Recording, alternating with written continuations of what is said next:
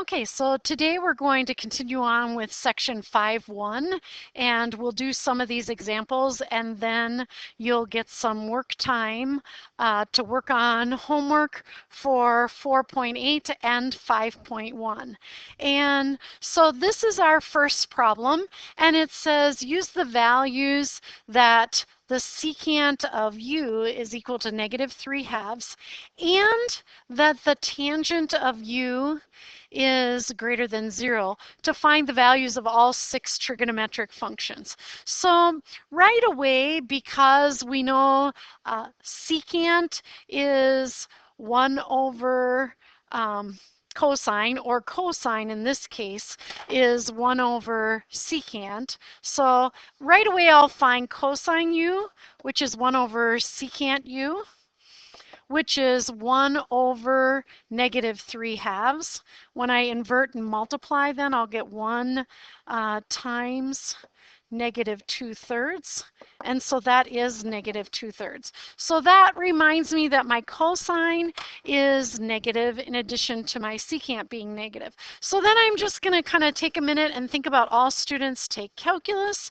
And in this situation, we know that the cosine is negative, and so if the cosine is negative, we can get rid of those two quadrants, and the tangent is positive. So in the third quadrant, the tangent is positive, but the cosine is negative. So that can help us kind of, decide on the value, the sign, S-I-G-N, of each of these answers. So I'm going to set up a little area right over here to the right where I'm going to put my answers, and I'll just write the format down. So I need to find the sine of u, the cosine of u, which I just found, the tangent of u, and then I need to find their reciprocals. So I have to find the cotangent of u,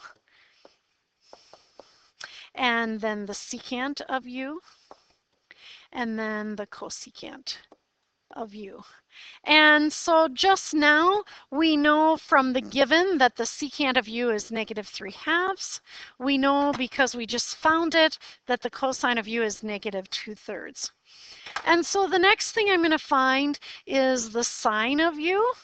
And I'm going to use the identity that says the sine squared u plus the cosine squared u is equal to 1. And I think we talked about the fact that then, oh, I missed my u there. So the sine squared of u plus the cosine squared of u is equal to 1. And so that means that the sine of u is equal to plus or minus big square root of 1 minus cosine squared u. And in this case, we know for our quadrants that sine is going to be negative. So the positive or negativeness of our answer is that it is going to be a negative. So I'll put that negative there right away and then continue on. So that means the sine of u is negative big square root 1 minus, well, I know what the cosine of u is, and so since the cosine is -2/3, I'm going to take the square root of 1 minus -2/3 in parentheses squared. And I'll move this up a little bit for myself. And that means that this sign is negative big square root. And I know when I square -2/3, I'm going to get 4/9. So I'm going to convert 1 into 9/9 minus 4/9. And then that is negative big square root of 5/9. The square root of 5, I'll just leave. The square root of 9 is 3. So this is negative square root of 5 over plane 3. And then I can write my sine u, which is negative square root of 5 over 3, just in my little answer area. Then once I have sine, I think I'm going to move on and do cosecant u, and I'm going to use the identity that cosecant u is equal to 1 over sine u. And so let me move that in a little more desirable spot. And then that means the cosecant u is equal to 1 over negative square root of 5 over 3.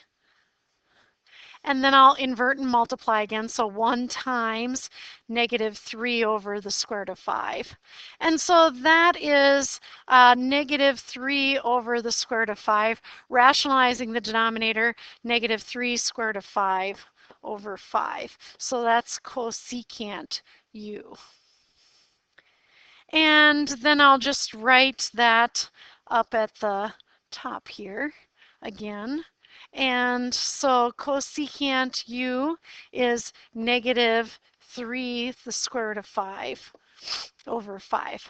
Now to find the tangent of u, I'm going to take a minute and use the identity that the tangent u is equal to the sine of u over the cosine of u. And so then I'm just going to fill those in. The sine is negative square root of 5 over 3 over, and the cosine is negative 2/3. I know also from before that my tangent is positive, but since sine is negative and cosine is negative, negative divided by a negative will be a positive. So that will turn into a positive. I'm not worried about my signs, S-I-G-N-S. I just wanted to kind of think about that and make sure that I knew what was happening. Then I can invert and multiply negative square root of 5 over 3 times negative 3 over 2. The negatives cancel, the 3's cancel, and I get the square root of 5 over 2. So then my tangent of u is the square root of 5 over 2.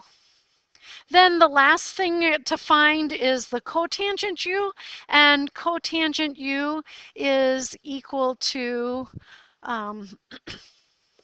oops.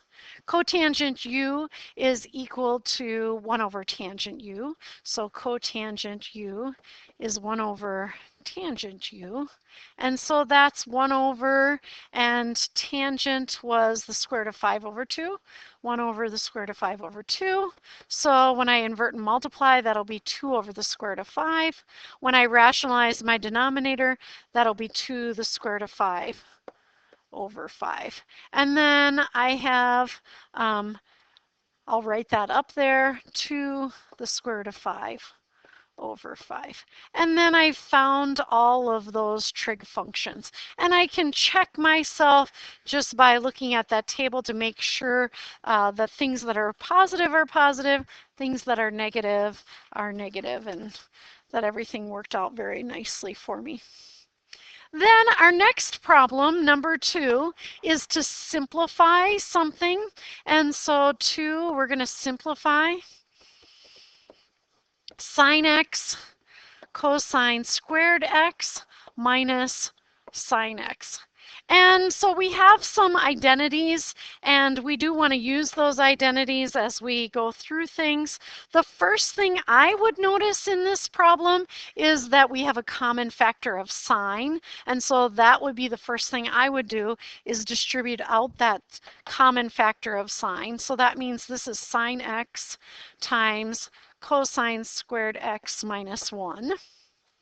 And then my job is just to simplify. So next I might notice that this cosine squared x minus 1 seems related to one of my identities. And so I'm going to have a little think box over here. And a think box is just where I kind of take one of those identities maybe and rearrange things a little bit so that it will fit best into my problem. And so the identity that I'm going to use is the Pythagorean identity that says sine squared theta plus cosine squared theta equals 1. And I want to know what cosine squared theta minus 1 is. And so at the same time, I'm going to subtract sine squared theta from each side, minus sine squared theta. And I'm also going to subtract 1 from both sides. And then over here, I'll get cosine squared theta minus 1 equals, and then on the other side here, I'll get negative sine squared theta. So then I'm going to take, a version with x that is the same as that, and since that is equal to negative sine squared theta, I'm going to move that in here, but of course using the x's instead. And so I'm going to have sine x times, and I'm going to replace that cosine squared x minus 1 with negative sine squared x. And then I'm just going to multiply those together, and when I do that, I'm going to get negative sine to the third x. And I have definitely simplified that trigonometric expression as I look at that one. Next, I'd like to have just a little review of factoring. And so if I were here, I'd have you factor these, but I'm just going to factor them for you. So this is a little review of factoring. Just a reminder, if we have, for this first one, a difference of squares, we can factor that into two binomials that are a sum and a difference. And these are both the difference of perfect squares. And then when we get over to these two problems, you might notice that the squared thing, and then there's 5 times that plain thing, and then 6. So there's a relationship between 2 and 4 as well. So the first thing I'm just going to remind us of is if we have x squared minus y squared, that just factors into x plus y and x minus y. So down here, if we have sine squared x minus 1, that's going to be sine x plus 1 and sine x minus 1. That will make the middle terms drop out when we FOIL this. X times x is x squared. Then outside would give us minus xy. Inside would give us plus xy. So those cancel off. And then minus y squared as we look at that. Same thing here. Sine squared. Outside terms gives us minus sine x. Inside plus sine x. -1 times +1 is +1. So just a reminder of that factoring method. And then over here, x squared plus 5x plus 6, x and x, we need something that multiplies to be 6, adds to be 5, that's 2 and 3.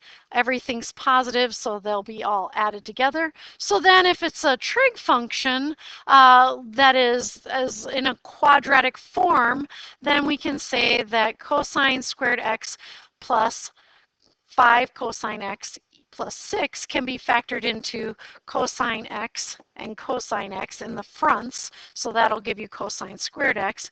And then plus 3 and plus 2. And then again, when I FOIL that out, I'll get cosine squared. I'll get plus 2x on the outside plus 3x on the inside. That gives me plus 5x.